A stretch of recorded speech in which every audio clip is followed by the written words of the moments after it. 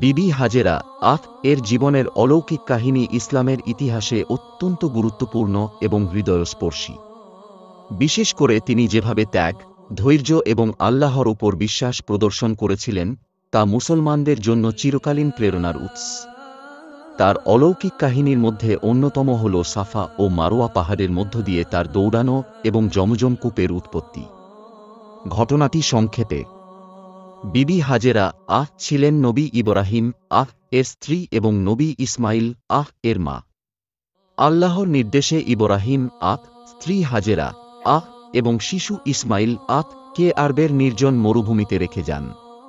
তখন সেখানে কোনো পানি বা খাদ্যের ব্যবস্থা ছিল না। সাফা ও মারোয়া দৌড়ানো।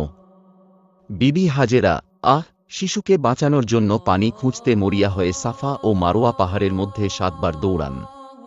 তার এই দৌড় ছিল মাতৃস্নেহ এবং আল্লাহর উপর অগাধ বিশ্বাসের এক অসাধারণ উদাহরণ।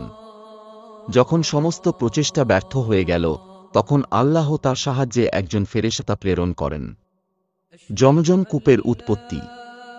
ইসমাইল তখন কান্না করছিলেন এবং তার পায়ের আঘাতে মাটিতে পানি বের হয়ে আসে। এই পানি পরবর্তীতে জমজম কূপ নামে পরিচিত হয়। জমজম কূপের পানি আজও প্রবাহিত হচ্ছে এবং তা অলৌকিক এক নিদর্শন হিসেবে বিবেচিত। শিক্ষা। এক, আল্লাহর উপর পূর্ণ আস্থা। বিবি হাজেরা এর ধৈর্য ও আল্লাহর প্রতি বিশ্বাস প্রমাণ করে যে কঠিন সময় ধৈর্য ধারণ করলে আল্লাহ সাহায্য করেন।